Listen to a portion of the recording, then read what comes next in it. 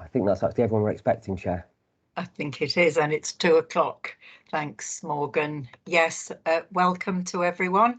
And I think we have a full house of commissioners and some visitors this afternoon, so that's great. So welcome to the 3rd meeting of Cheshire West and Chester's Future of Adult Social Care Commission. My name's Val Armstrong. I'm councillor for Lake Chinchester and also cabinet member for adult social care and public health, and I'm chair of this commission.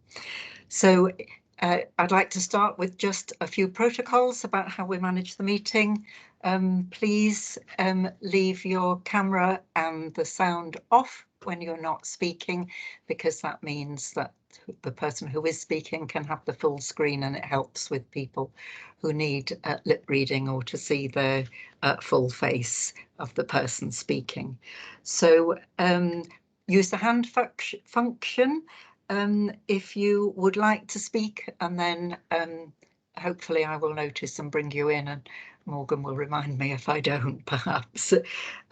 So please don't use the chat function unless it's for something sort of technical, because it may not be available to everybody who is watching this meeting. You can have live captions if you need them, and that you can access that through the 3 horizontal dots at the top of my screen anyway. And please note that the meeting is being recorded. If you have any concerns about that, can you let us know now?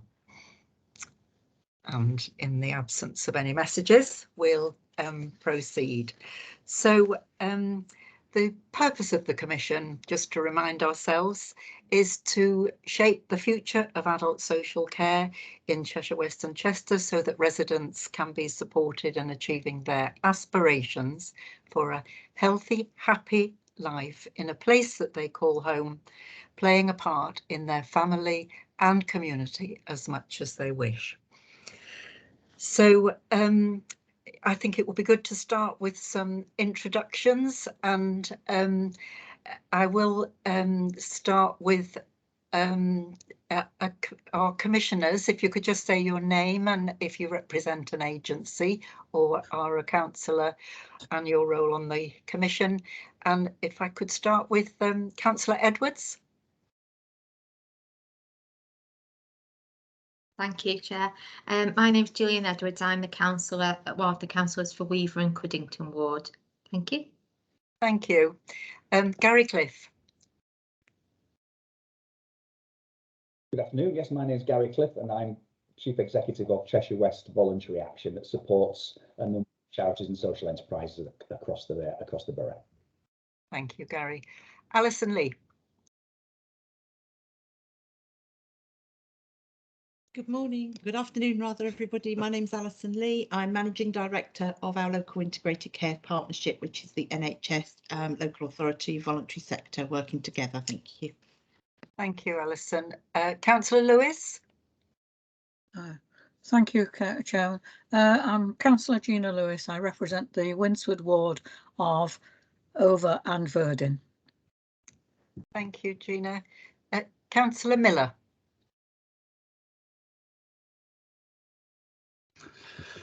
Thank you, Chair. My name is Keith Miller and I'm the councillor representing Neston Ward. Thank you. Councillor Riley. Good afternoon, Chair. My name is Lynn Riley. I'm the proud councillor representing Fantastic Frodsham. I'm also the shadow spokesman for adult social care and health. Thank you. Thank you. You're welcome, Lynn. Councillor Sullivan. Thank you, Chair. My name is Neil Sullivan and I'm a councillor representing Hambridge Park Ward, south of the river in Chester. Thank you. Thank you, Neil. Amanda, could you introduce yourself now, please? Thank you, Chair. Afternoon, everybody. I'm Amanda Nally. I work for the National Development Team for Inclusion. Thanks for inviting me today. Thank you. And Lee Calvert. Thank you, Chair. Hello, everybody. I'm Lee Calvert. I'm the Head of Operations for Adult Social Care at Cheshire West and Chester Council. Thank you, Lee. And Morgan. Hi, my name is Morgan Jones. I'm a strategy manager here at the council. Right, thank you. And Amy Lavery, do you want to introduce yourself? Yeah, of course. I'm Amy Lavery and I'm just a PA to the leadership team. Not just. Very important role. Thank you anyway for your help. And we do have some others invited. I'm trying to pick them up, or people attending. I can see Peter Grime.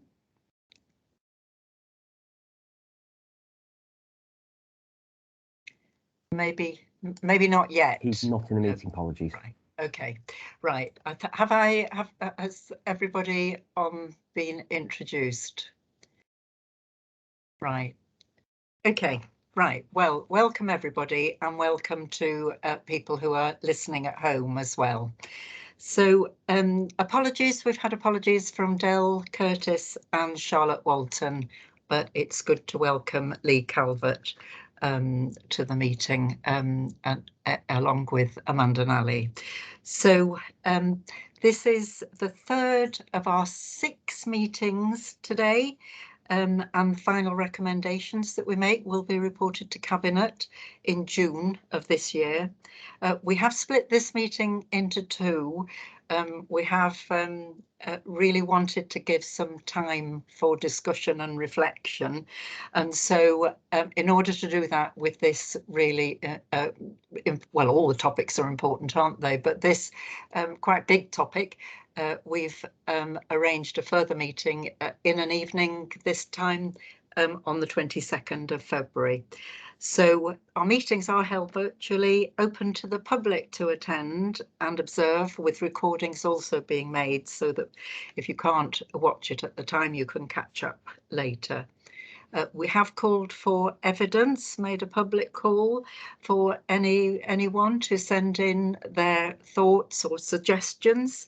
And those are coming in, but we're still open to any more what we call evidence, but it can be a very informal email, or people can send a film if they're inclined to do so, or a letter. So, and it will be published on the website. So just at the moment, our website is being updated, so there's a slight delay in publishing the evidence that we've received more recently. So, right. On that, then we'll move on to the notes of the last meeting, which Morgan did circulate to us. And I'd like to just check whether our commissioners were happy with the notes of the meeting. Any comments? If not, that's fine. And thank you, Morgan, for doing those in what was quite a challenging meeting in terms of the amount of the number of speakers and the amount of information that we received. So just to reflect back on what we did look at the last meeting, we started with a presentation from someone who draws on social care, Richard Lewis. And he made a lot of comments about his experience, particularly in terms of financial assessment and the impact on him of being able to lead a good life rather than just manage. And I think he felt that without that he was lucky in terms of he was happy to share with us that he did have the support of his family, but if he didn't, that life would have been very limited. And also Dale from Age Concern, who I think is with us today. Hello, Dale. Also spoke about the experience of adult social care of older people that he's in touch with through Age UK, and the feedback that they give about difficulties in negotiating, accessing care.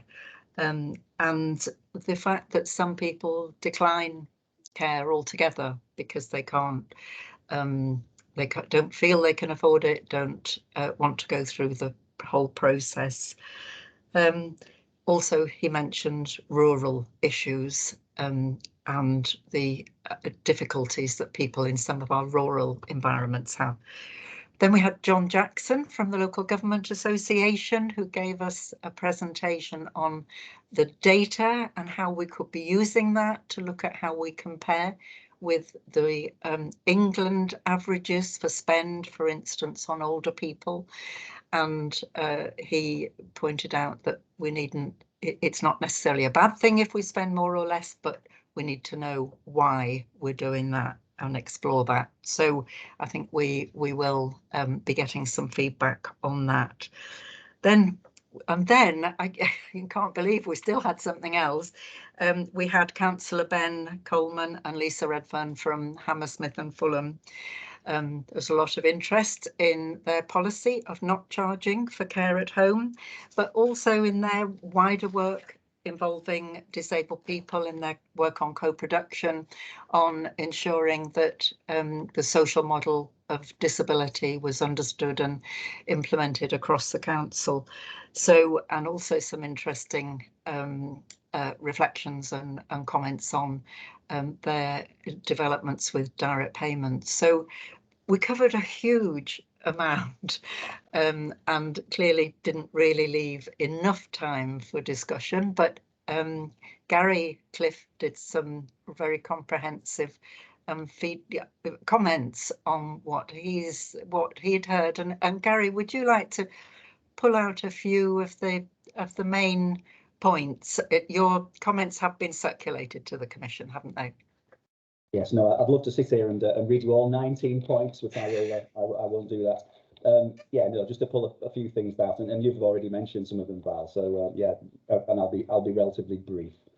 But yeah, thanks to Dale, who's, as you say, is with us, for the link to the blog, because he showed us something that should be the overriding question that we should be asking, and I thought it was great. It really captured what it is we're here for. What does a good life look like for you and your family, and how can we work together to achieve it? Really simple, and that's the bottom line, isn't it? That's what we're here for, and that's what we're all trying to do. Secondly, and I'm really pleased that Amanda Nally's here, the community-led support work that we launched yet another board this week, a community-led support a Cheshire Innovation Board to try and capture this innovation. But Hammersmith and Fulham started by telling us that it starts with values and leadership, and we need to be brave and take the same approach. As you say, John from the LGA, he talked about the need to moderate increased need when he talked about his data, the needs of an ageing population. In other words, I think he was saying, prevention is better than cure. And this is done in community, and we need to support the creation of a strong community sector. Obviously, I would say that because that's the people I'm here representing. But yes, it's very much true, isn't it? And he also gave us a great reminder that most of the adult social care is funded locally. So we could and should be radical and have the political courage to raise more, do more at our place level, in partnership with our health partners and the community sector. All pointing towards the same things, isn't it? Innovation, working together, partnership. Let's spend the money on the right things and make our residents' lives better. But then there were three practical things, and again, you've mentioned Richard, who reminded us that his mum had to move mountains to ensure that he got the support he needs. And we agreed that the whole form-filling culture has to be thought through and not be a barrier. Second thing was about exempting people from unnecessary reviews. We all agreed that a review to check support needs is good, but asking people to jump through hoops to prove that they are still deserving annually or however does need to be stopped. And a third thought was achieving independence is not a reason to remove support.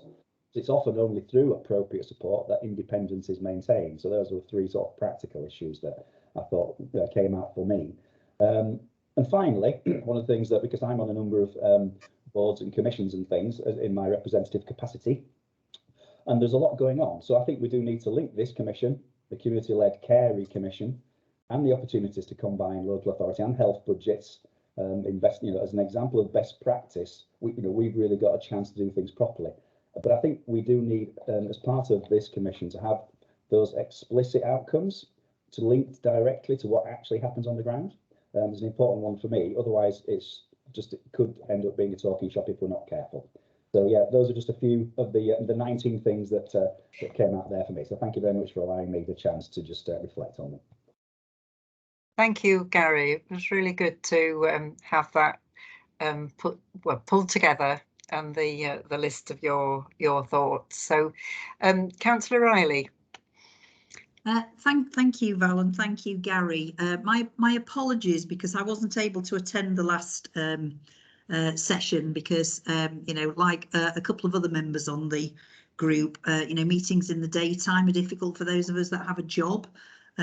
So appreciate the opportunity to comment. I think I'd just like to ask Gary a couple of questions. I mean, I was very taken, as you know, Gary and I go back a long time. And, vision and ambition is never something we've been short of in our personal conversation. So I'd be a big fan of that. I think the recommendation about reviews is very valid if we're not going to be very ambitious and we're not going to be very transformational. Why should people have to keep, applying for the same thing just to stand still? But I think if we were to actually see some ambition where we were literally coming up with really groundbreaking and innovative new approaches for people, having more regular reviews is actually a good thing.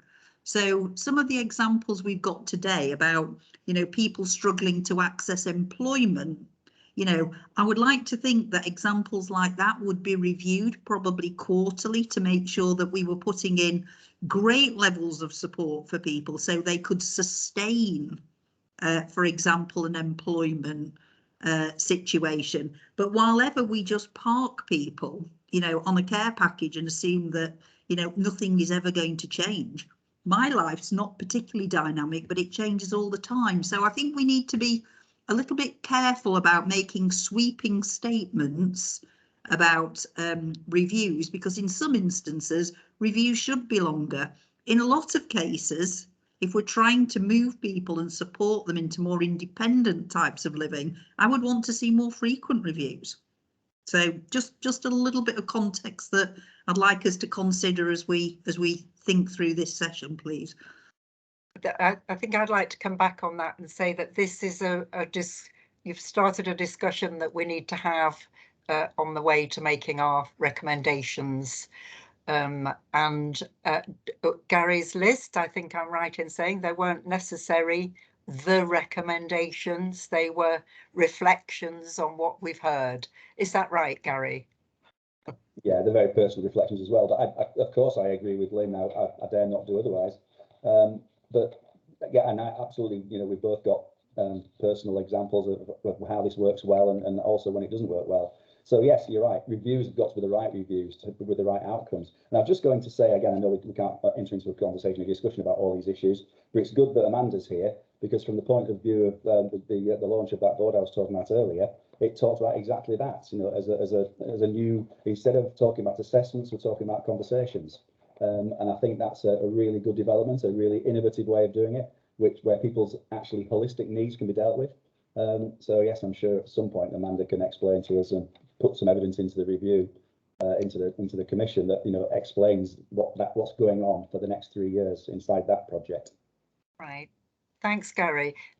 Councillor Riley, did you have a second point before we move on to discussing the, we were going to have a brief discussion about the film about the Hammersmith and Fulham made about co-production?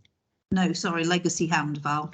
Lovely. Right, in that case, when the agenda was sent out, it was sent out with a link to the film.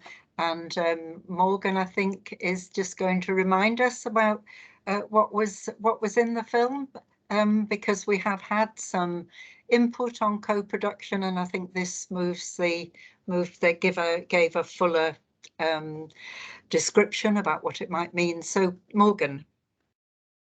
Thanks, Chair. So Amy, if you could share the presentation, please. As Val said, yeah, we did circulate a link to a film, which was a film of London Borough of Hammersmith and Fulham presenting to the Social Care Futures Conference in Manchester a little while ago. And rather than invite them to talk to us directly, it seemed a better use of time to circulate almost the presentation they would have given here. And I would encourage people, if they haven't already, to watch the original film, because they'll do it far better than I can do in a brief summary. But if we can just move on to the next slide, please. Basically, the approach that London Borough of Hammersmith and Fulham have taken, which is really interesting to be fair, is they've been doing a series of resident-led commissions on key areas of work for the council. They started doing this back in 2015. And looking at their website, there's been 9 completed commissions. There are 8 ongoing at the moment. And the Disabled People's Commission was one of the first 9 that they did that should be being implemented. Next slide, please. So the focus that's come out of the Disabled People's Commission is a real focus on co-production. And this they define as not about simply talking at the end of a process. It's not about the council making a decision and asking if people agree with that decision, and then regardless of what they say, moving on anyway. The way they defined it as part of their commission was that co-production is where disabled residents and decision makers are working together in an active way to plan, design and review policies and services that affect our lives and get rid of the barriers that we face. So Disabled People's Commission, basically the way it was pulled together, it was 10 disabled people sat on the commission, 10 local residents with disabilities, and Tara Flood as the chair, who's one of the people who spoke at the conference and is on the video. Basically, the commission had complete autonomy over what they focused on, the recommendations they put forward to Cabinet, and who they invited to speak. And speakers included quite a lot of council officers, because the commissioners wanted to understand the council perspective and the council law's perspective, as well as their own as well. It was resourced by the council, so it was a fully resourced commission. They had 18 months in which to conduct all their meetings, do their interviews, do some surveys, some consultation work with local communities. And they did want to be very strategic, not get down into too much detail. And they produced 8 recommendations in a fully accessible report called Nothing About Disabled People Without Disabled People. And this went to Cabinet, not as a formal report with an easy read version alongside it, but as an easy read version, as the one and only version to reports, trying to make that very real statement about accessibility. As I say, they made 8 recommendations, a number we've kind of discussed already as part of this commission. One around the need for a human rights approach, so that social model of disability, adopting the UN Declaration of Rights for Disabled People, including those within the council's policy framework, committing to co-production as a council, putting forth a policy about what they would do in terms of co-production, developing a communications strategy which is fully accessible to involve local communities, local disabled people within that, within co-production. A focus on strengthening disabled people's organisations and really training and development around co-production. So disabled people's organisations, also local communities, staff, council as well, so people understand and have capacity to help move this forward. Making a service deliver what disabled residents want, which is very much around a quality assurance and social and economic value framework for service delivery, reflecting, I think, in part of what we heard from Wigan in the first of our meetings. Resourcing co-production, so developing a proper budget for that, and literally having a small budget within each department of the authority so they can all work on co-production within each service area. Then reviewing support and funding for disabled people's organisations to ensure they have the capacity to liaise with the authority, with communities to move the agenda forward. And finally, independent monitoring and evaluation of the strategy and the implementation of it as well. And then in terms of implementation, that I think went to Cabinet in 2017, I think it was. So there's some way down the implementation of this now. As I say, they really focus on that strategic level and looking to make systemic culture change within the authority, within their borough as well. Tara Flood and Kevin Caulfield, the two people who speak on the video, were appointed by London Borough, Hammersmith and Fulham as their senior strategic leads for co-production.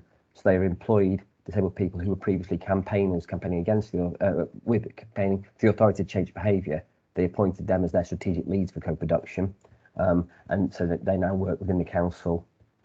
They set up a co-production implementation group, working to turn the recommendations, those 8 recommendations, into an action plan, and that involves again disabled people, councillors and senior council staff as well.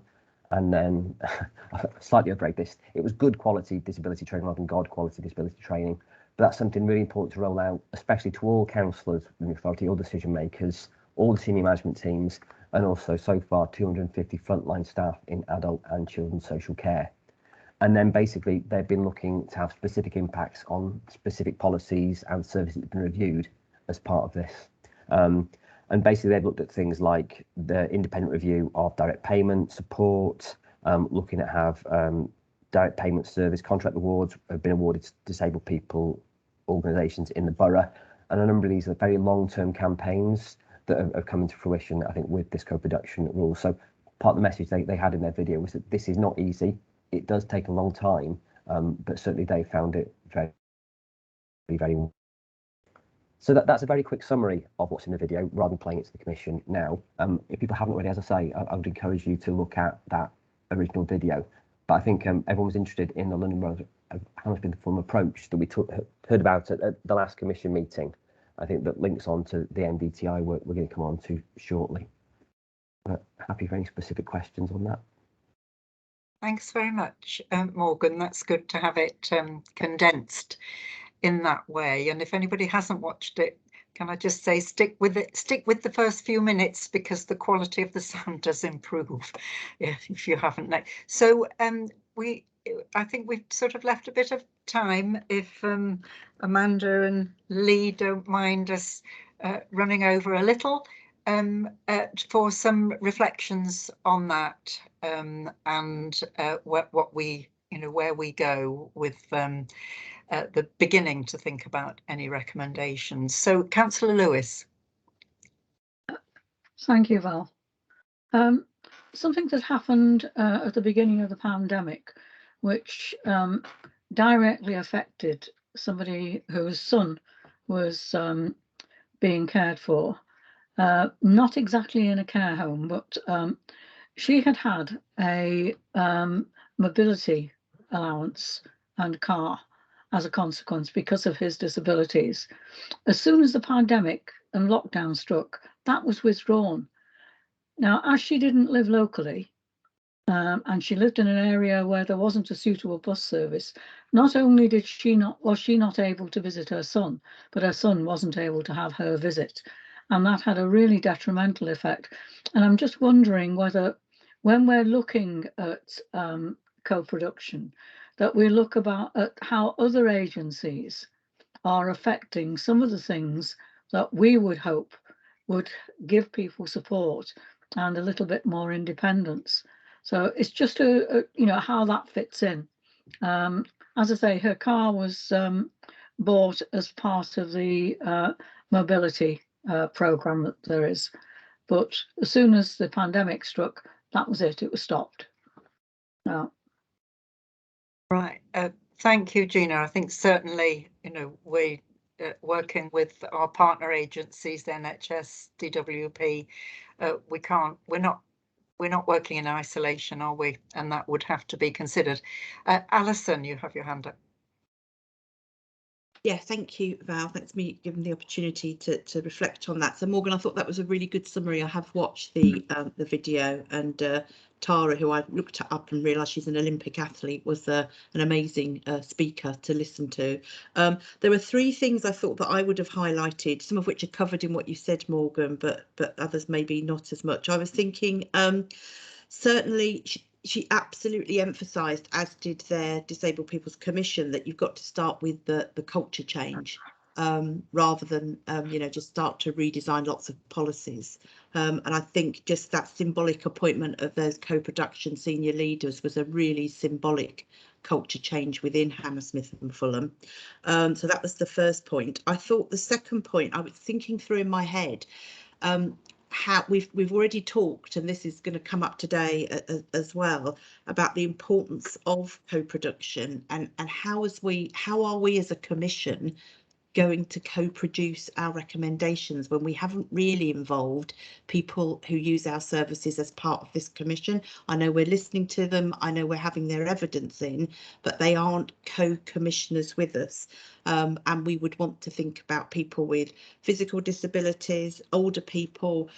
We've all got some very powerful statements about considering people with autism, learning disabilities, mental health. And if our commission is really going to be embraced by the people who use our services, I guess I'm thinking how we would make this a co-commissioned commission with the people who use our services, and that's starting to worry me even more than it did perhaps a meeting or two ago when we started to talk about this. So that would be my second point, is how do we make this resident led?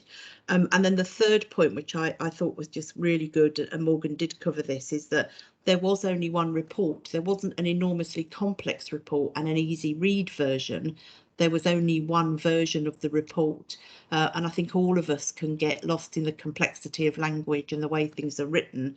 So our ambition, I think, should be to have one easy read version of our recommendations that go both to Cabinet and obviously to people who use the services as well. I thought that was a really good ambition, and the spirit again of co-production really encapsulated in that. Thank you, Val. Yeah, thanks, Alison. Yes, we need to, I suppose, model the way we want to go. And I think in terms of co-production, I guess we're on a journey and catching up, I think, with some of the things that we need to do. And we have engaged with the Disabled People's Panel in planning the sessions. But they, yes, but we're not fully on the road to co-production, and we need to think about how we're going to move along it in terms of our recommendations and involvement in producing the final report. Councillor Riley. Thank you, Val. And I'm just going to wait for Gary Cliff to roll his eyes, because I've said this one for a lot of years as well. Totally agree with everybody, but I think one of the things, if I had 3 wishes in life, one of the things I would do is I would change the language. I think very centrally to changing the culture is to get away from our very conventional and very well-intentioned approach and actually invert the telescope, because we have to apply so what does this mean for everybody else before we start with ourselves and those very complicated policy documents that we so love trotting out. I'll give you a few little examples. We've got some amazing services and some amazing people, but our gateways into some of those people are real barriers. So I would reference, some of the material that's produced for people with autism, and it's not unusual for people with autism to struggle with sensory processing and being able to assimilate really complicated language. And if it looks too daunting, you know what, they're not engaging with it. So we fail at the first challenge of co-production because the whole approach feels so monumentally inaccessible to many people. I don't know about you, but I'm a woman of a certain age, and my mother is also a woman of even more indeterminable age than me. And she has gone from being somebody who literally could sort anything out for herself to, I'm now reading things that come through her door that give her cause for a little bit of stress and anxiety. So we've got to learn, as we have done through the Policy Truth Commission, how to just write better letters, how to communicate in language that people can understand, how people with disabilities who might not actually be able to process English or read English or see English or hear English or, God forbid, other languages would even hope to, feel that co-production was for them. And our challenge would be, let's just run one of our policy documents or one of our letters through, I don't know, pick a language that nobody, put it in Welsh, and let's see how we would do if we were presented with something that looks inaccessible and difficult and we don't understand the language. And I think we've got to start with ourselves before we start sort of going off and looking at how other people, we can do things better for other people. We've really got to nail that culture if we're going to hit some of those ambitions. Thank you, Councillor Riley. And the presenters at that conference were very much saying you cannot co-produce without us. It was the basic message, and that might apply to letters as well as the bigger things. So I've got Keith and then Gary, and then I'm going to call a halt there because there will be some time at the end of this meeting this time to catch up on anything else. So yeah, Councillor Miller. Thank you, Chair. I must admit, I always enjoy discussions on co-production and how we can further develop. And I think that the council has started the journey. We've got the Learning Disabilities Partnership Board, Mental Health Partnership Board, and the Carers Partnership Board. But I would welcome on how we can support other people to be involved in public life, to share the concerns and opportunities and how we can develop better. I think that's something to discuss in the commissioning, but I welcome co-production. Thank you. Thank you, Councillor Miller. Gary. Yes, I didn't roll my eyes at all, Lynn. So there you go. But yeah, just very quick points. Being in at the start is so important. So I think, yes, we've got examples at the moment of a recommissioning process where our sector, the voluntary community faith sector, has been involved right from the very word go, which is great, and it's a new way of doing things. Properly resourced. If you're going to have co-production and representation, it needs to be properly resourced. People need to be paid to, potentially backfill their time if they're working people and they're coming in as a representative for an organisation. They took 18 months, which was a long time and a good time to be able to do it properly. I think sometimes we do these things too quickly. And yes, other people have picked up the fact it needs to be systemic culture change, doesn't it? And the fact that people are employing those senior strategic leads to make that, to make the point, I think is a fantastic thing. Yeah, and the co-production implementation group to turn our recommendations or their recommendations into an action plan. That's going to be so important, isn't it? Because what we don't want is a commission that puts a report and recommendations and just gets put on a shelf. But I do know that the thing we're going to be going through next in terms of community-led support is going to give, it's really timely for the conversation we've been having, because they'll be providing some of the answers as to how we are going to do something different if we, as a local council, a local NHS service, a local community sector, really grab hold of this properly. Thank you. Thank you, Gary. So I am going to bring the discussion of the Hammersmith and Fulham presentation to a close and hand over to Lee, and then there'll be some time for the discussion, which I think crosses over both presentations. So Lee, would you like to introduce community-led support? Yes, thank you, Chair. As I think as a few people have alluded to already, this is all the conversations and the stuff that we've talked about so far is really plays into this piece of work. I'm going to start the presentation with a little bit of background and what as adult social care we want to get moving, and the part that this commission is going to play in that, the huge part this commission is going to play in moving that forward, really. But really it's about the key thing around our transformation and the community-led support and everything that we've talked about is that we all need to play our part really in different parts. So it's about understanding what that means. So really this is all about how can you all play your part, and that's the people watching, the communities out there, and every commissioner on this group and other members as well. So we'll just move on, Amy, thanks. So we're going to talk about the context that we're coming into this in. I know some of this has been covered by previous commissions, so I won't labour it too much. The pressures, our current transformation programme, which is evolving, and then Amanda will pick up about specifically about community-led support, and then how we can all play our part within it, and the questions that we'll be asking of each part of the community, really. Thanks, Amy. So just to put you in the budgetary position, which I'm sure people are aware of, but those who aren't, this is what the gross budget is around social care in 21-22. The gross expenditure is 169 million. Huge amount of that, chunk of that is spent on older people and learning disabilities, and we get some income from grants. So a very large spend of money, most of which is focused on persons with care needs, either with a learning disability, etc., and older people and physical disability. Thanks, Amy.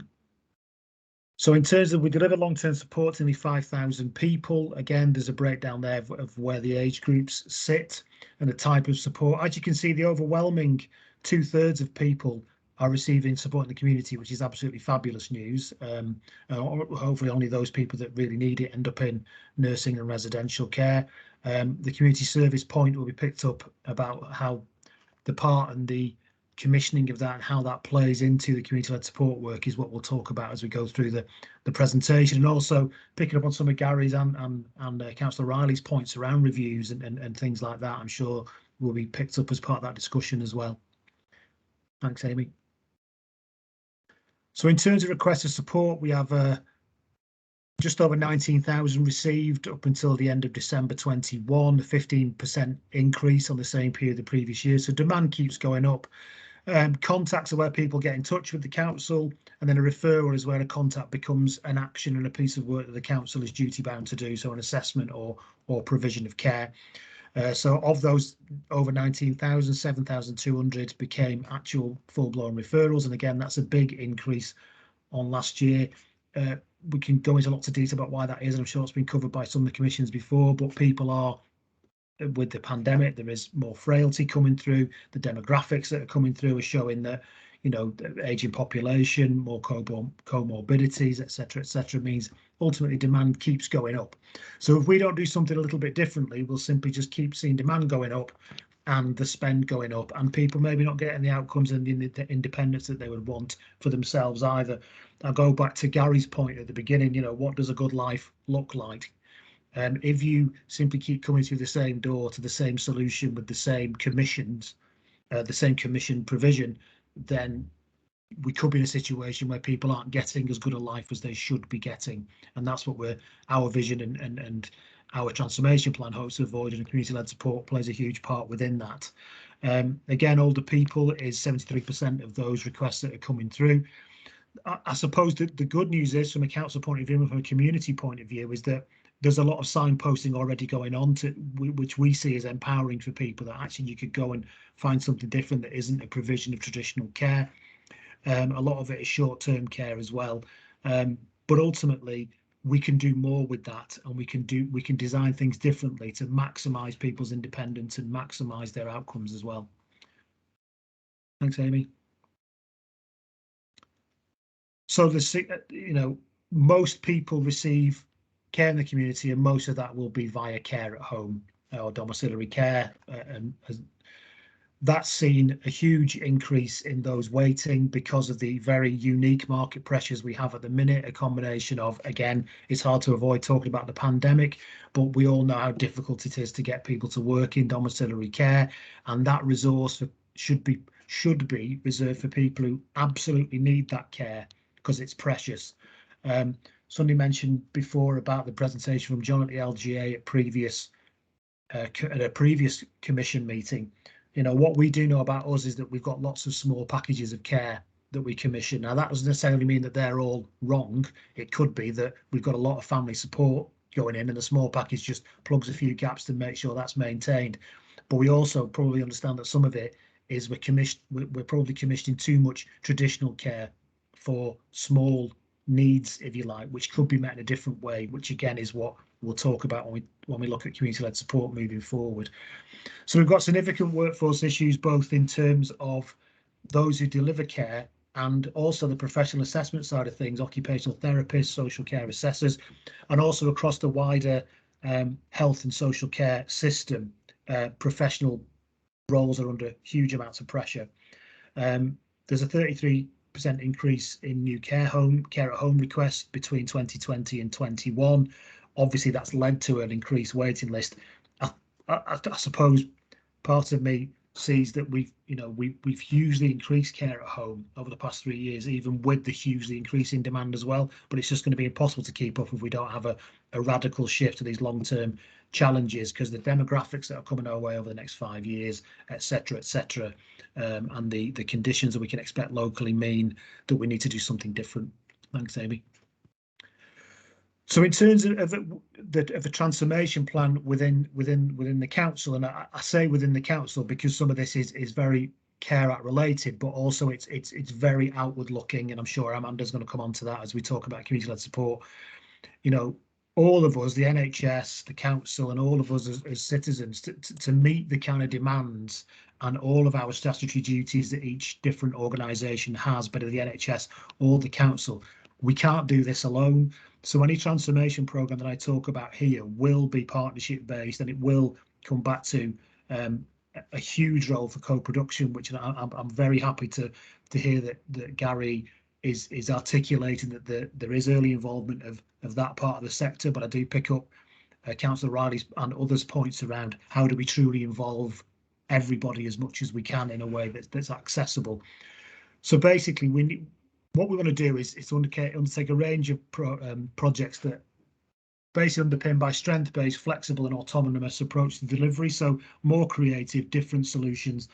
I think it was Councillor Riley who earlier talked about how people access care and get the answers that they need, how we design that front door and how people come to engage with services. Hopefully, whether they be commissioned or community or voluntary, is a huge part of what we're looking at through community-led support. And again, Amanda will talk about that in greater detail in her bit, I'm sure.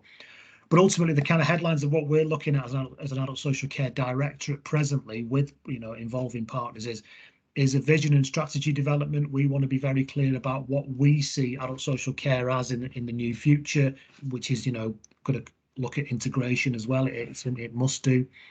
We're looking at intelligence and monitoring improvements. How do we know that we're doing the right job? I think we've got ASCOF, we've got a number of different things that we measure, but I'm pretty passionate as the head of operations that we understand better about how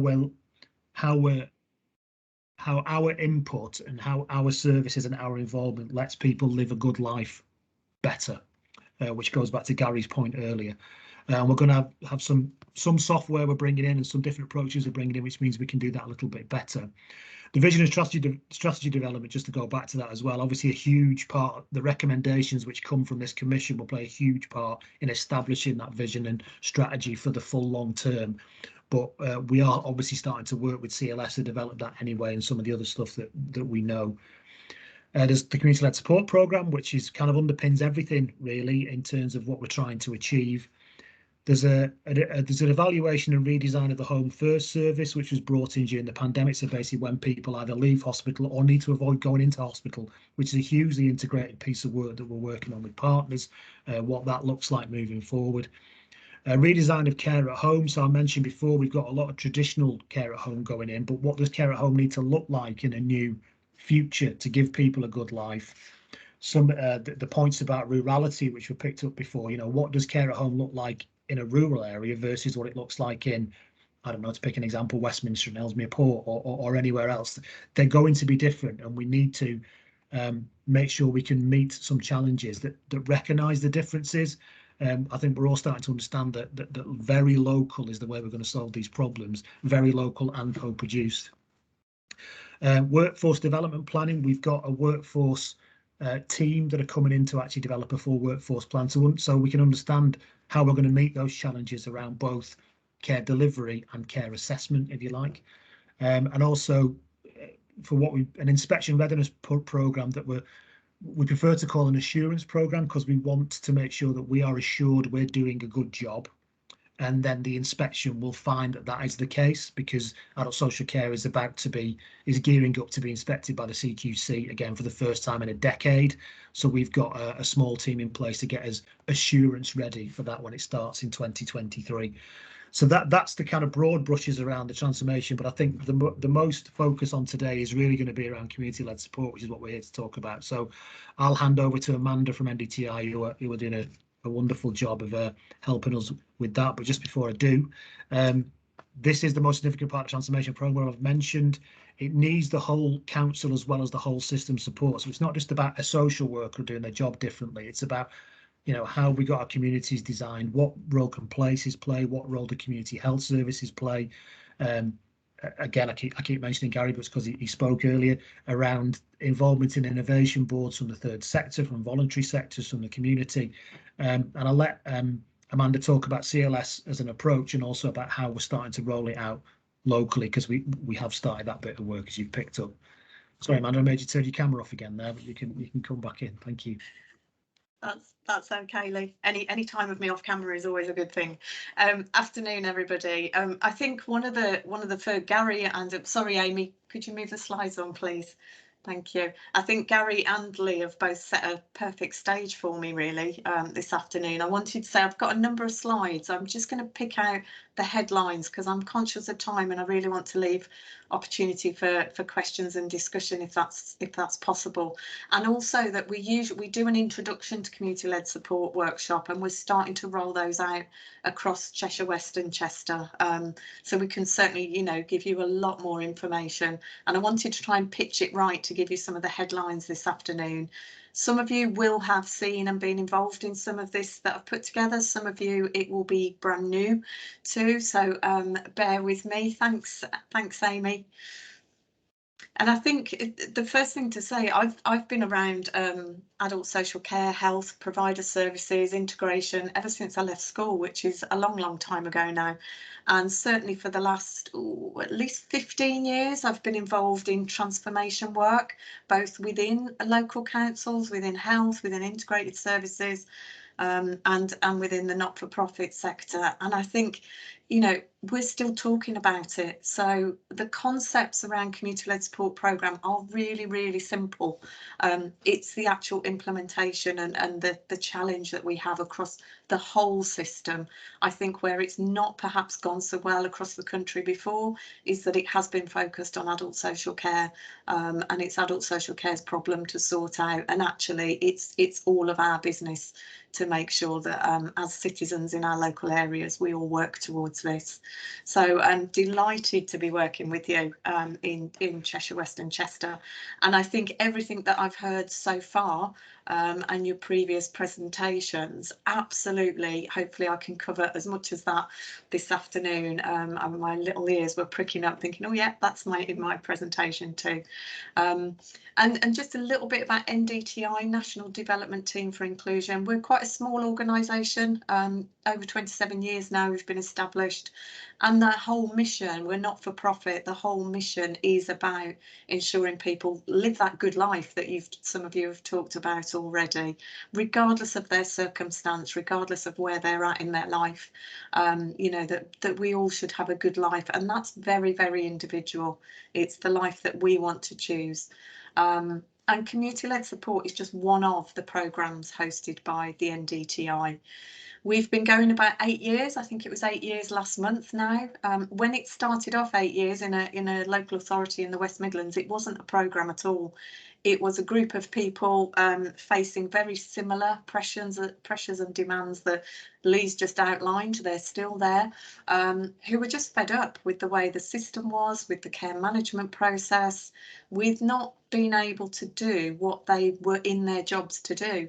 And a group of people at the time and the director at the time said, OK, let's just take some time out and look at what we can do differently. Jenny Pitts, who's our programme lead at NDTI, was actually working with that area independently. Long story short, it became a programme and NDTI asked if they could host it. You can see from the map there, sort of the pink areas and the pink little blobs, if you can see those. those are all the areas, the sites as we call that we're working with currently. It's always evolving. There's another one about to go on, but it's not public knowledge yet, so I couldn't add it on for today. You can see right from the upper outer islands of Scotland right down through Croydon in London, the southwest, the northwest, one site in Wales, in Denbighshire. It's not in a nice neat pattern. We don't go out and target areas to work with.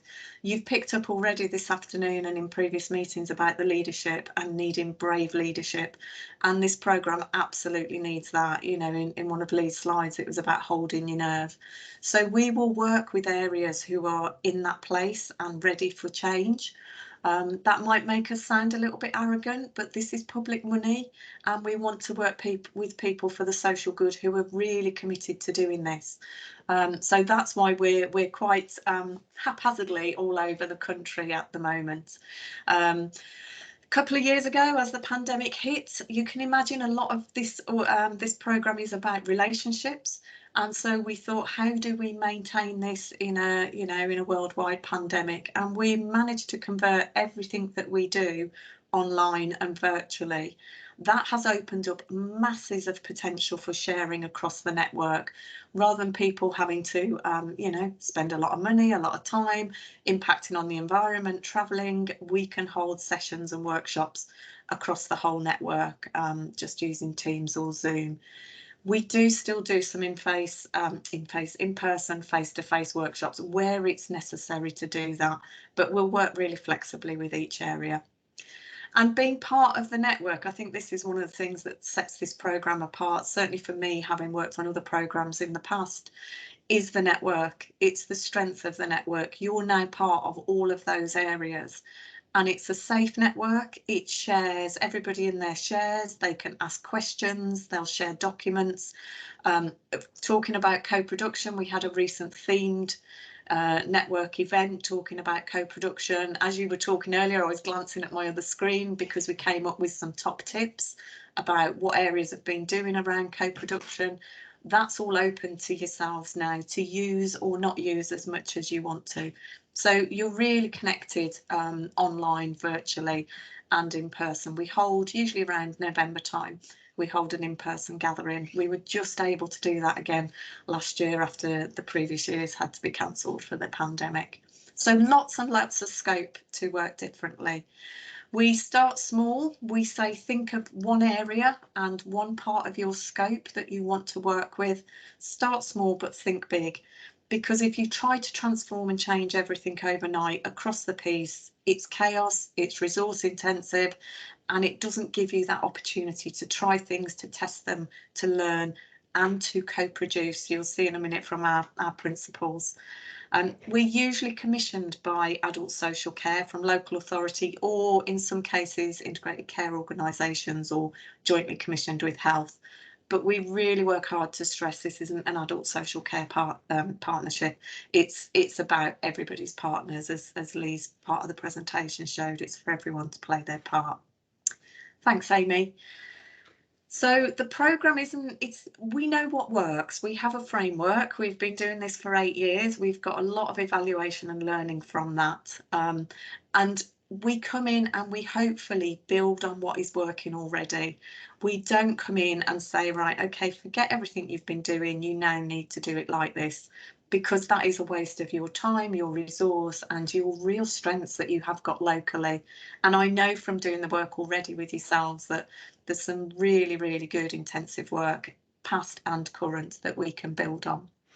So we learn from that and we wrap our support around that and walk alongside you and with you. Challenge with a little C. Hopefully it's friendly challenge, but we will hold you to account to these principles. So we have 3 rules across the programme. Do no harm, don't break the law, and don't break the bank. Those are the 3 rules that we have. Everything else, that's where you need your brave leaders to really stand up and be tested. We've got to change the expectations out there. We've got to change the cultures internally. So we have the 3 rules, and then we have these 7 principles. I won't go into great detail about them, but just to refer to them. And we say use these as your moral compass. Everything you do from now on, are you truly embedding all of these principles? I know that some of these are really well embedded in your local area already. I've seen that, I've seen documentary evidence, I've talked to a lot of people. So I know some of them are there. But if all of them were there, I wouldn't be sat here today talking with you and working with you. So I'm going to start right at the top in the middle, shared vision, co-production. It has to be across everything that you do, being really clear what's consultation, what's communication, but what is co-production, and that is with everybody. One of my soft challenges at the very first kick-off meeting with the Innovation Board last week was, this is fantastic, such a range of people and partners. Where are the local people? Where's the voice of those people in this board? And how are we going to work together to get that? So right from the off, we're focused on that. It's about local information and advice being available at a place and at a time where people need it, so that they can avoid crisis. We know when people are in crisis and they come to us, any of us, for help, support, information, we tend to put in more than is actually needed to make that situation safe. And we know, because of the pressures and the demands, sometimes that can get left there for longer. It becomes more costly. People can become more dependent. So we really need to try and avoid crisis as much as we can. We know some people will knock on your door every single minute of the day. Others will leave it until they're really, really struggling. So looking at information and advice in a place where, you know, they can get to that easily. And they can build their own resilience then, as opposed to coming back to statutory sector. We have to look at communities, and we mean community in its broadest sense. So your geographical communities. It's been decided we start with Ellesmere Port for the first area that we're going to start and roll out. But even within Ellesmere Port, there will be communities within that geographical location. It may be a faith community. It may be a knit and natter group, that is a community. It may be a neighbourhood. So we look at the resources, the richness. It's wider than your commissioned community partners, but it's equally including those and valuing those as well. And we've seen during the pandemic, haven't we, how places have really come to their own. You know, the community stepped up, the community's doing what they would say they've always done. So we need to look at how we can sustain that when it's not in a pandemic, how we can sustain that for the good of the people. Right in the middle, we've got that equal, the person there with the equal standing up. That's about your strengths-based approach. That's about looking at what people have got themselves, their gifts, their assets, not looking just for formal care and support, not just looking at friends and families and neighbours. What have they got themselves? And we believe that everybody has something to offer, and we look at all the important reasons about why we need to focus on strengths. To the right of that, just below, is outcomes. That's about proportionality. We have to work to good outcomes. We have to work and be proportional. The example that you gave, Councillor Riley, in terms of reviews, absolutely. Why are we spending a long time doing lengthy reviews and lengthy documents? You know, if that person and their situation doesn't require it. We need to be proportionate. We need to go in at a level that the situation requires, and have the ability to adapt to that. Ensure that practitioners are supported and can use their skills and their judgment to do as much or as little as needed with the person. The opposite side of that is around culture. Changing our behaviours. If we say we do things, we need to behave in a way that we do things. Changing the culture and the trust and the relationship, not only internally within the council, but externally with partners, and really listening to the people out there as well. We quite often find if we give people the right time, the right space, the right environment to have a different conversation, they can come up with an awful lot of solutions and answers. We do need professionals. We absolutely do need professionals, whether that's in health or social care or housing or communities. But equally, people have got a lot of lived experience that we need to listen to and trust as well. And then just the final principle is around reducing that bureaucracy. Hopefully everybody is doing a virtual cheer at that point. I've worked in statutory services. We love a process. If anything goes slightly wrong, we'll put another risk assessment in, we'll put another level of authorisation in, instead of actually looking at what happened there, you know, what do we need to learn from, and let's reduce that bureaucracy. I said at the Innovation Board the other day, people are busy. There is no doubt that people in every walk of life are busy, but many people are doing the wrong busy. So let's get back to doing what's absolutely necessary. That's a challenge for statutory organisations. It's not easy, I recognise that, to challenge some of the processes, some of the documentation that you've got, but hopefully you can trust in us and the learning, and talk to the other areas, which I know a lot of you have done already, to see how they're doing that. Thanks, Amy. So when we talk about strengths-based approach, I said don't break the law. This is absolutely aligned with the Care Act. Those of you in social care will know the Care Act inside and out. It's all about promoting people's independence and their well-being. It's about being proportionate. It's about working to outcomes. It's about co-production. It's everything that you've talked about as a commission so far, and everything that this programme is about. We know that, you know, if people are resilient, if their well-being, mental and physical, if they're connected to the communities, then they have a much better quality of life.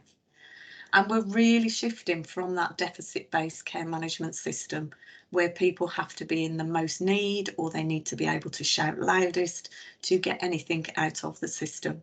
So we turn away from what's wrong. Yes, we need to know what's going on in their lives at the moment, but really looking at what's strong in their life, what's important to them, you know, what matters most to them in their lives, what does that good life look like, and have that conversation with them. Thanks, Amy. I'm going to not go through all of the points because you'll see those. So we talk about community-led support as being the engine for change. It's an approach, as Lee said, it's the engine that can help you get to your transformation. And you can start it wherever your local priorities and needs are. But what we know is wherever you start, whether it's in that pink cog there, whether that's about people coming to your front door, coming to your community access centre, whether it's those very first people who are making contact with you, or whether it's in that middle bit, the strengths-based practice, people who've gone through that part of the system and are waiting for an assessment or are waiting for a review, whether it's within that part of the system, or equally whether it's around your commissioning, about how are you supporting and developing the market, the community, your home care provision, are you developing social enterprise, are you using direct payments and personal budgets as a different way for people to have control. So wherever you start to look at, we know that impacts and starts turning those cogs, which is why we say start small but think big, because it will impact on all of your ways of working and everybody, all your partners involved in that. Thanks, Amy. Oh, sorry, you'll need to keep clicking. I think there's about 5 points on there. Thank you. Oh, back one. And so we know that it's about, as Lee's just mentioned, about the numbers of requests have come through for social care have increased. Lots of different reasons around that. That's consistent across the country. We know that we can reduce the proportion of those requests. I think Somerset, who've been on the programme for about 7 years now, 6 or 7 years, when they first started, they had 80% of all those first contacts going through for a full adult social care assessment. Huge demand on their social care teams. After implementing this, after about 18 months, miracles don't happen overnight, but we do see some real quick things happening. They completely flipped that on its head, and they were able to evidence that 70% of people contacting them did not go anywhere near a full adult social care assessment. Better for the person, using their community, being more resilient, better for adult social care resources so that they could be really used where they needed to. Absolutely using that strengths-based approach so that, you know, for those new people coming in, as I just mentioned, but equally as they go through, you know, the review is not a review of their care and support in place. That's part of it, but we still apply this same approach to people who've been with you for maybe many years, having formal care and support. They still need that good conversation instead of just the usual pro forma documentation of their care and support needs, and shaping that market position. I've talked about that briefly. Thanks, Amy. And just, I won't go through these, there's this slide and the next one, but we did some work last year. One of my colleagues, Mike Richardson, who some of you will have met, did a report and looked at some analysis on what were the observable impacts of the sites, the areas who'd been working in the community-led support way, who'd adopted the approach, and what was the relation in what their national data, their stats that they have to send through, what was the relation or the difference to those compared with areas that weren't, both in their family groups? Some of you will know what that means. Some of their like sort of similar organisations and geographical spread versus the national picture. So there's a full report on our website, or I can send it through if that's helpful. But basically, in a nutshell, we found, you can go on to the next slide, Amy, thanks, if you want to. We found that areas who were using community-led support approach, people were using the community better. They were finding solutions with themselves and in their own networks and within their community. That meant they didn't need to come through adult social care. Most people don't want to come to adult social care. You know, they want to be resilient. They want to be able to manage themselves. We found that people who were working in community-led support, along with other initiatives, were drastically reducing the use of residential care, because they were able to free up some of that capacity in their home care model to look at other models of support using direct payments, personal budgets, so that we reduce that need for people to go into residential care. We know across the country people use residential care far too soon and for far too long than they ordinarily would. In terms of the people, this slide talks about those ASCOF data, the returns that local authorities have to do annually. And this is where people are asked, there's a survey that goes out about how have things changed for them. And people were saying in the community-led support sites, their quality of life was better. They were looking at outcomes more. They did feel safer and better connected in their communities. That there was a real focus on working with people to keep them in control rather than creating that dependency through the system, and really looking at those strengths that are there. So there's a lot in there. There's a lot in the report, so I won't go through too much of that now. But just to say, there's real hard evidence now that this approach works. But you have to embed those 7 principles wholly. Mike uses the analogy, you can buy the gym membership, but if you go to the gym and actually you sit in the coffee shop there and you don't actually use any of the equipment or go to any of the classes or go for a swim, you're probably not going to lose any weight if you do that. So you can buy the community-led support, you can buy into the approach, but actually you need to embrace it wholly. Thanks, Amy. And just a jigsaw, really. This is the real the components. We say you can have part of the jigsaw, you can have some of these puzzle pieces, but to make that whole picture, to truly transform, you need all of this in place. And it was really interesting. I did a getting ready exercise with you later last year, sorry, and I'll talk about that in a minute. And one of the quotes that somebody actually said to me, we've got some of those pieces of the jigsaw, Amanda, but we need some support to be able to put them together. So there's real recognition of the strengths and the gifts you've already got there in Cheshire West and Chester. So we absolutely need people to be listened to. We need that different conversation.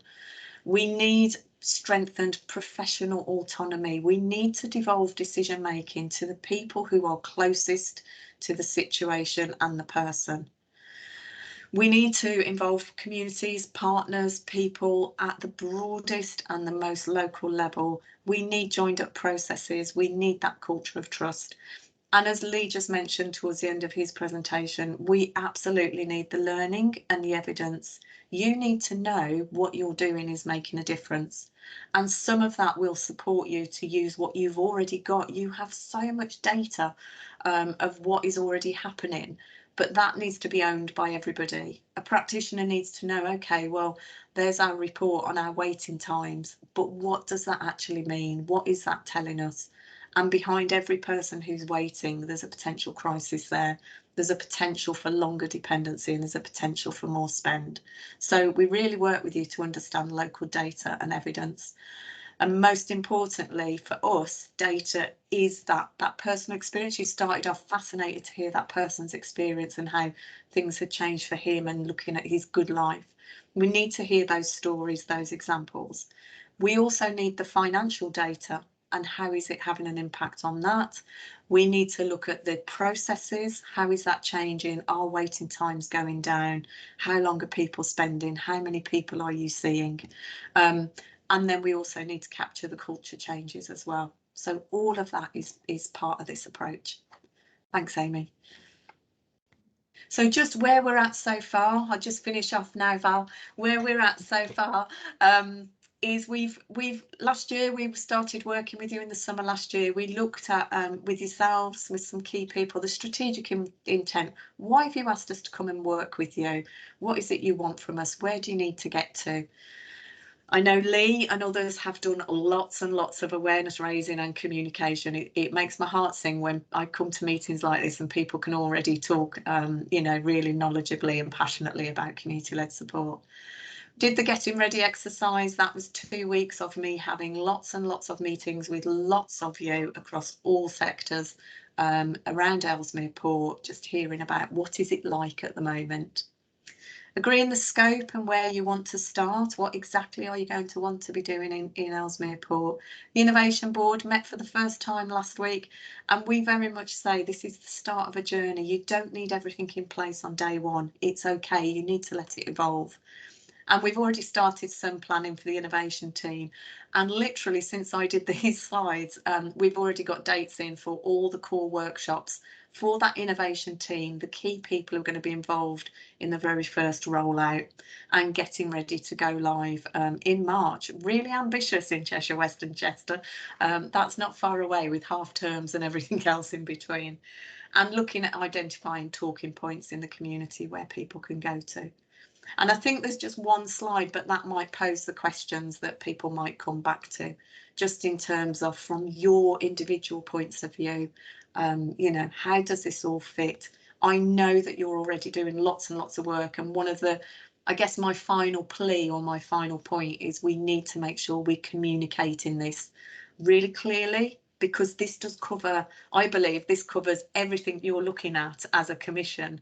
So how do we make sure that this isn't just seen as something else, that this actually pulls it all together for you and can build on the fabulous work you're doing? And I'll stop there. Thank you, Chair. Thank you very much, Amanda, and I'm sorry that I took a little time out there while I fixed my laptop. I think I kicked it or something, but at least I can listen to the recording, and I have had some discussions with you before, haven't I? So yes. I think it's a good time to open up for some questions from the Commission. So has anybody got any comments or questions that they would like to have Amanda and Lee with us? Because I was out for a while, did you discuss the links with care communities, Amanda? I didn't as such, Chair, but I'm very aware that that work is all, and it's so consistent with all of this, you know, the priorities, the principles, it's so consistent. So it is about how do we make sure we're dovetailing rather than duplicating. Yeah, because they are new groups that are just, some of them just getting going, some of them longer standing, but we need to make sure that we that there's, as you say, dovetailing there. So I think I have Councillor Lewis, then Councillor Riley, and then Alison Lee, and then Gary. So Councillor Lewis. Yeah, that's just picked up the point I was going to make, because we have had comments about where the care communities fit into this programme of work that we want to see succeed. And there is a view that they are just add-ons coming from some quarters where they're not as well established. I know that I've mentioned before here in Winsford, we have a very well established care community, which involves quite a lot of people across the whole spectrum of care providers and units of work that's going on. It's just how we actually fit that in. The other point is associated with that, and that is it's all very well having people stay in their own homes, but very often one of the barriers to that is the fact that the home is not suitable. I personally could not have my husband at home. My house wouldn't work. It would need major alterations in order to be able to do it. As a homeowner, I'd have difficulty in finding all that money. But if I was in a tenanted property, whether it was private or whether it was with a housing association, I'd also have difficulty. An example of that is one of my constituents waited 2.5 years for a new front door, which I thought was a relatively simple thing to have to replace. If you're looking at major alterations in order to help somebody stay in their own home, then I think we've got to look how we use the work, the responsibilities of the housing associations, but you've also got people in private tenanted occupation homes as well, and it's how that is drawn in, and I'm not quite sure how that fits. Thank you, Gina. I think that's definitely something we'd want to look at in our recommendations. And it was brought up in terms of new houses by Hammersmith and Fulham. They have done some training, hadn't they, with their planning officers? At least the new homes we're building should be, a big proportion of them should be lifetime homes. So shall we take some questions and then come back to you at the end, Amanda, for any comments in relation to how that links into community-led support? That's fine, Val. Is that okay? Yeah. So, Councillor Riley. Thank you, Val. It'll come as no surprise. I've probably got a couple of points and questions to make. So, in the spirit of what I started with earlier, we could always do something completely radical and change the language. I always think that children's social care and adult social care is steeped in stigma, and we spend an inordinate amount of time on trying to do better transition between people who grow up and go from children's social care to adult social care. If we just cared for people throughout their life, we wouldn't need to have the differentiation in language that is already a barrier to some people. And I think particularly as you get older, we have an awful lot of people who, just in their heads don't want to access social care because it's steeped in stigma that they don't want to sort of almost acknowledge that applies to them. So I think we could call it something better. I think there's all sorts of great opportunities around what Lee was saying about we've got lots and lots of small packages of care. And I think that's a wonderful opportunity for us to become micro commissioners, because quite often, a lot of our care packages need a little bit of help. And they need a little bit of help quite close to home.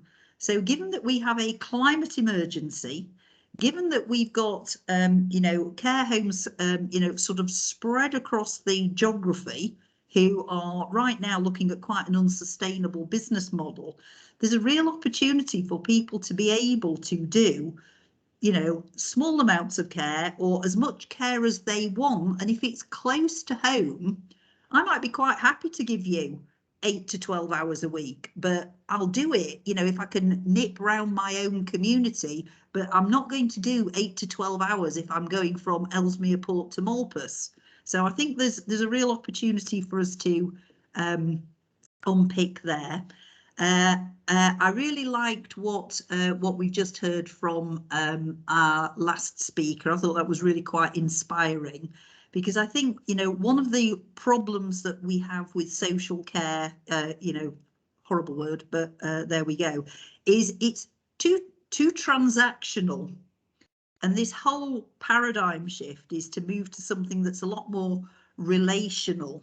So I think as we start to move into relationships rather than transactions, there is the opportunity there to understand what is actually going to make a difference. So, little example is, if I could sort out some childcare for me, I might be able to care for my elderly relatives, and it would be far cheaper to pop my kids into, you know, 2 hours of after school club or, you know, preschool club than it is to get in a care package for me to go and, or somebody else to go and look after elderly relatives. So I think we've got to get better at understanding, you know, what is going to make a difference in, you know, a care environment, you know, because families can possibly do more if we help the families, rather than we're always struggling to recruit, you know, domiciliary carers to go in, you know, and care for people. You know, these are great people, but quite often, you know, my elderly mother might prefer to see somebody she knows every day rather than a succession of strangers, and the outcomes will just be better if people feel more comfortable with, you know, who's caring for them, because they're in a relationship rather than a transaction. I think as well, we could start to look at, you know, many of the assets that we've got. And if, for example, you know, food is a bit of an issue, okay, it would be amazing. You know, every community has a school. Most communities have lots of schools. You know, could we actually commission, you know, some of the people that are already doing cooking to, for example, do more cooking, you know, to do, you know, nutritious food for people who are being cared for at home, rather than worry, as we are, as we see in the example, you know, in the papers about, you know, one gentleman not eating properly. You know, we can fix a lot of these things, but not through a conventional social care model. We can look at other assets in the community. I want to make a big point about sustainability, because I think there's lots and lots of really lovely ideas and lots of people who at a moment in time genuinely want to do some helping, but we've got to be able to build sustainable models. And I would much rather see, you know, volunteers in the community going into the school to use the school facilities, because it's a lot easier to sustain that model than it is to build new capacity somewhere else. So I think sustainability's got to be key. And I know we've just got a load of money, £100,000 to do something in Ellesmere Port, and you know, absolutely right that we should do this wherever we can. But can we please have a look at the rural communities, because the cost of care in our rural communities is far higher than it is in our urban settings. The resources that are available, the statutory resources in our rural communities, are poor. They are sparse and they are hard to access. But these communities, because they've got so little in terms of statutory provision, are very rich in community capacity. So our opportunity to do a real asset-based, you know, build to the strengths of the assets that are already there is in our rural communities. And it's always the last consideration, is the rural communities will sort of sort themselves out because they're never the priority focus for the public sector. So here endeth the rant, and that's my 2 penneth for what it's worth. Right, thank you, Lynn, and I'm sure a lot of what you've said really rings true with for the community-led support way of working that we really want to work towards. So, Alison. Thank you, Val. And thank you to Lee and Amanda. I was trying to try and reframe and focus because I was conscious of the title of today, which was around how we involve our communities and those that draw on services. So going to Gina's point, first of all, I think we've got to I think there is a way of aligning this with the care communities quite easily, but I think we all need to sort of work on how we talk about that so it is joined up, because Gina's right, they are in different stages of formation, and Winsford, where Gina is, has been one of the longest established, but we do need to work out how we can talk about this in a sort of joined up way out there. So I think that's doable. I guess my question was, if Amanda, you've sort of set out a challenge to the, you know, who we're working with, which is how are we going to use, how are we going to involve residents and those who draw or use on our services? I'd be interested what your thoughts are about how we do that really quickly, particularly if we're starting in Ellesmere Port. And I say that because Ellesmere Port has got a lot of different pilots and projects going on at the minute in the world of the NHS, with the primary care network doing something called a complete care community, if you can believe it, which is language that has come up nationally, with the rapid and reablement merger that we're doing there. And we're already hearing, I think, aren't we, that the community and people who live and work there saying, can you all just come and talk to us once about this? Because we want to feel, you know, that we're being asked similar things by just slightly different parts of the system. So how we really join that up in Ellesmere Port, I think, is going to be really important.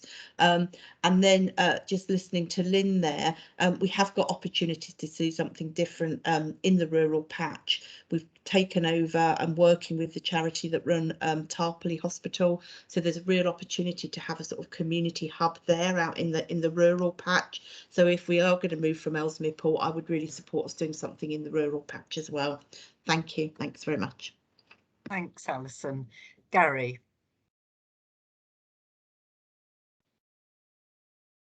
Yeah, as you can imagine, I'm sort of really excited about what Amanda had to say in terms of community-led support.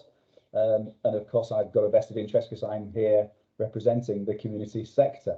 And a lot of what was being talked about is actually right up our street, isn't it? It's about how do we get hyper-local solutions here, and that by that means, you know, people on our own streets and in our own small villages. And it suits small, locally based organisations to help support.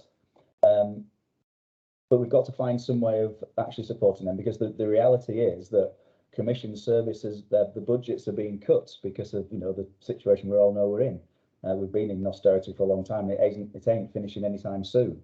So we talk a language of wanting to do more support, but then cut commission services to organisations that currently exist, already struggling to provide that support. So we've got to find some mechanism to support that thriving community out there, so that they are actually still there to provide those rural local support. So I think that I've mentioned it before, there's a mismatch in our language and the budgets being set.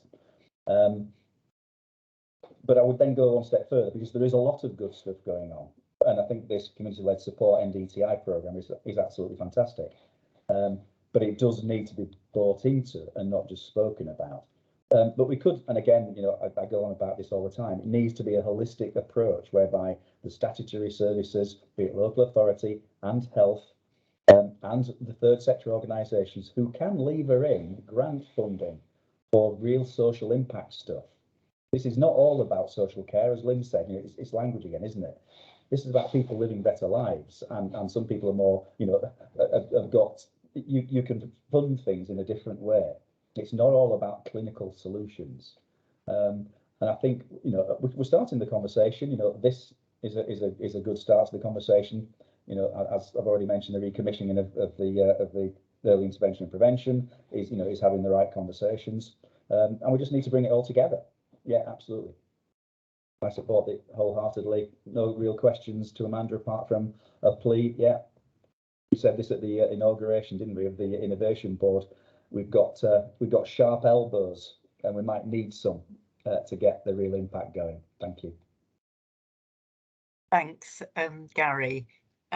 We're just at 3:30, and I'm hoping that people can spare 10 more minutes, maybe, for some responses from Amanda. and then a quick word about our next meeting. So Amanda, do you want to come back for any of those comments? Yeah. Thank you, Chair. I would love to just talk to you all day, because there's so much that I want to say and so much that you're on board with. I was scribbling down notes. If I pick up on some of the key bits, and hopefully we will get opportunity to work together again over the next few months, weeks, years. So housing, picking up on that very first point with Councillor Lewis, housing absolutely have to be around the table and have to be included. Community-led support isn't a magic wand, it isn't, you know, but it is about that relational, that transactional. It's making sure that the one arm knows what the next is doing, and it's joined up, and looking at the impact. That's where the whole part, everybody plays their part. The impact of one decision or one strategy or one policy can have on somebody's well-being and their good life, and how that impacts the family unit, whatever that may look like. So housing, we've already been talking about connections with housing locally and how they can be on board. It reminded me of another area where they set up their local talking point to have a different conversation, and everybody who came in the first couple of weeks didn't want anything from adult social care. They were all complaining about the housing.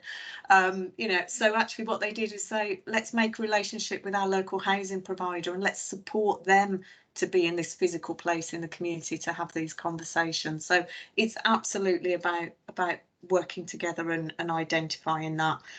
Everybody comes to social care usually because that's sort of the front door, isn't it? Whether it's to your bin's not emptied, your road's in a mess, or, you know, that people can get signposted into the wrong place. So we've got to be clear about everybody playing their part in that. The care communities, I think Alison's mentioned that and responded to that really well. There is so much alignment, but we've got to be really clear in the communication so that people will be weary. They'll be consultation weary, information weary. They'll be fed up thinking, well, you've already asked me this, or, you know, I've already heard about lots of initiatives you've had in the last few years, and almost that we talk a lot, but nothing's changed, or it changed and then it slipped back. So community-led support, we say it's not a project, it's not a programme, it's an approach that will change the way that you all work locally. And that's when I say all, that's everybody. You know, it has to be that way, and it has to be embedded, because that's the only way you'll sustain it. What I didn't say when I talked about how the programme works and the members is that some of those, I think there's been 2 over the 8 years, 2 areas that aren't in the programme now.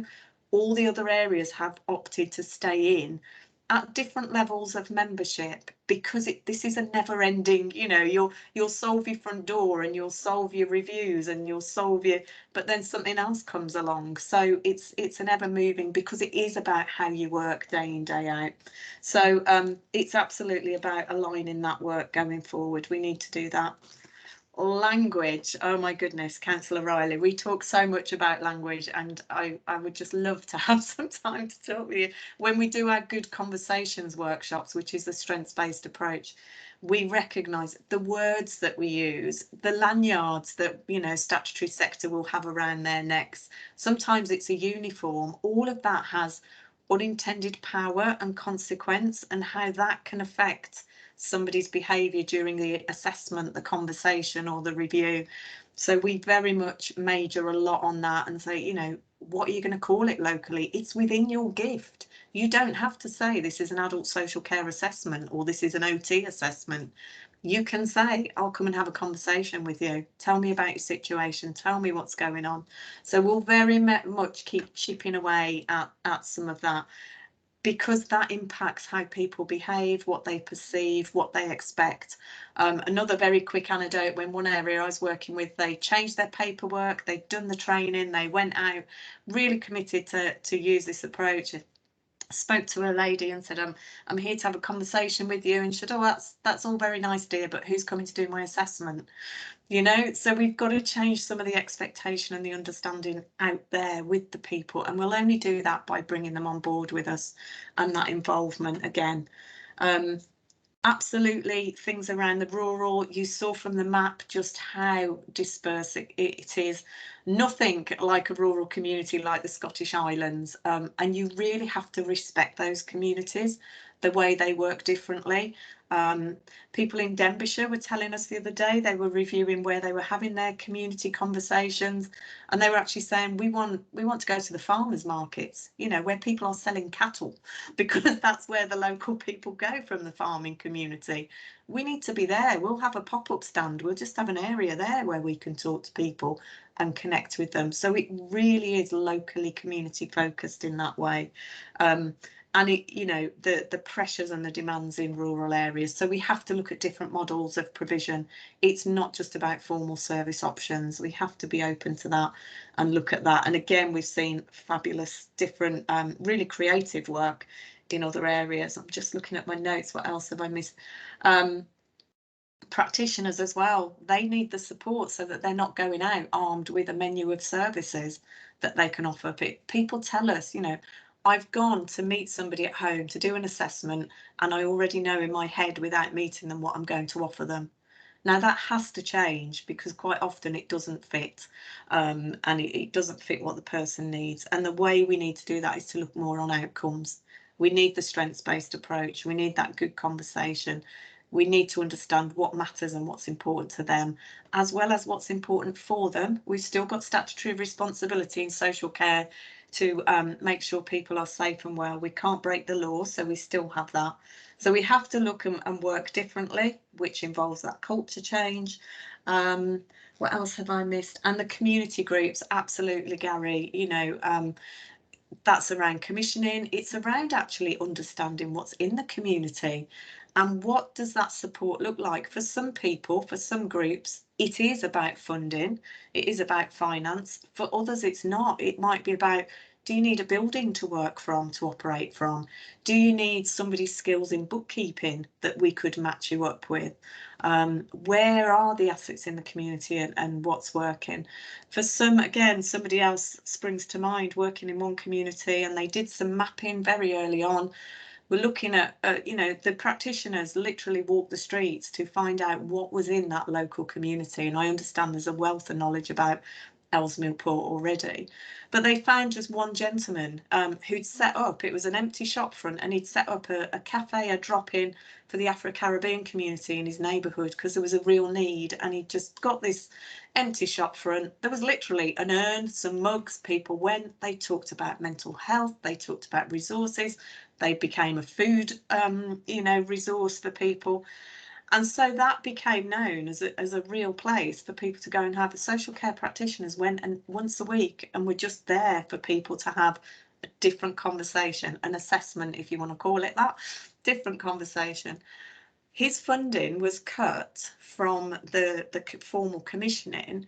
He didn't want money from the council. He wasn't actually looking for that. He was looking to apply to lottery grants and different funding options, because it's not just about social care funding.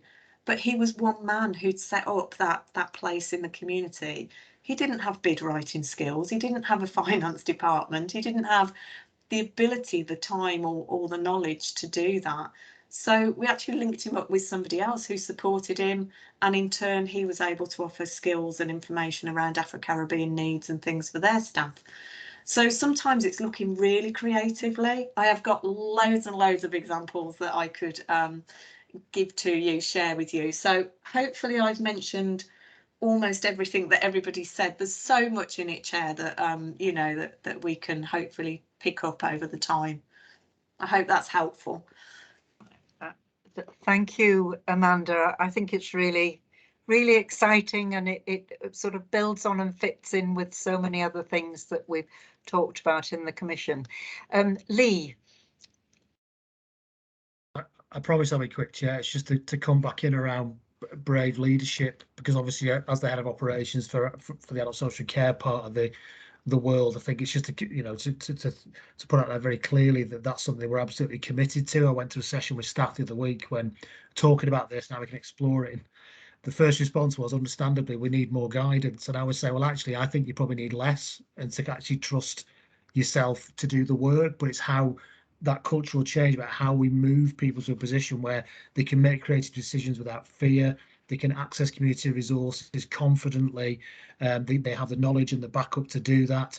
And through the work that Amanda started, the innovation board, etc., that's only going to grow. But I think I just want to have some reassurance through this meeting that that's absolutely what we're committed to doing. Thank you, Lee. There are a lot of comments in some of the literature about adult social care being generally risk averse, aren't there?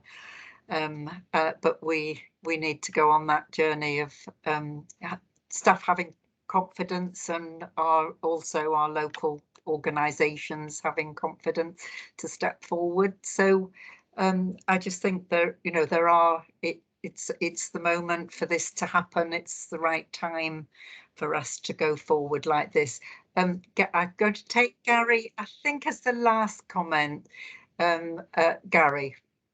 Yeah, just a quick one, a little cheeky one to Lee. Is he seeing that same leadership in the political members and the elected representatives in Cheshire West and Chester, or do we still need to do some work? Put me right on the spot there, haven't you? I think what I would say is that obviously, judge from the comments that have been made here, and certainly Councillor Armstrong as the lead, as the portfolio holder, absolutely supports everything that we're talking about today. And I went to Cabinet the other week with this similar slide, and there was a huge amount of commitment and excitement about this is exactly in keeping with what we as an authority wish to do. So I would certainly say that yes, I feel very supported as an officer of the council by councillors at the minute, both through this meeting and others that I've been to. Yes. Marvellous. Then there's nothing stopping us then. Right, and well, I think I can answer that question as well. I think to say yes, like Lee said, there's been we had a presentation at Cabinet. I think it fits in with the current administration's manifesto on stronger communities, and it makes sense in lots of different ways to provide services in a way that are accessible, but also to bring together everybody in the community who can support people to live the good life. And that's, we need to go back to that. What does a good life look like? And it will look different things to different people. And that's why we need to go along this. It is a journey. We're not going to change things overnight, although we want to start quickly, as Amanda said, March, I think, on the community-led support project. So, but there is a agreement, there is consensus politically that this is the way we want to go. There are a lot of support for it, and I think the work of the Commission will highlight why this is needed and all the different ways that we can move towards supporting people to lead the good life that they want to lead. Right. Okay, I think that's an excellent note on which to finish the discussion, but I'm sure the discussion will continue in lots of different ways, and I'd like to say thank you very much to Amanda and Lee for the presentation. It's sparked a lot of interest. It fits in with a lot of things, as you said, that are already happening and will support us along that journey. So thank you very much to both of you, and also thank you to Morgan for introducing the discussion on co-production, which fits in with all this so well.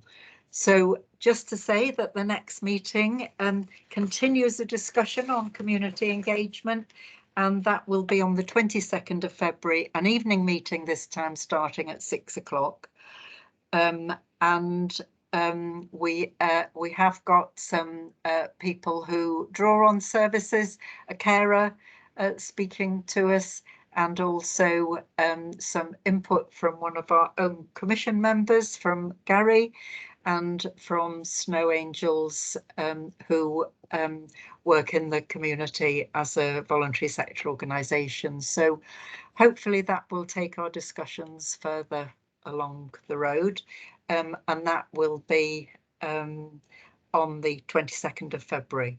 So we have taken a little bit more time today. I hope that's been all right, and thank you very much for your participation. Okay. Right. Good. Okay, right. Thank you, everybody, and goodbye. Thank you, Thank Val. you, Chair. Thank you, Chair. Thanks, Val. Thanks very much, everyone. See you soon. Thank you. Thank you, Chair.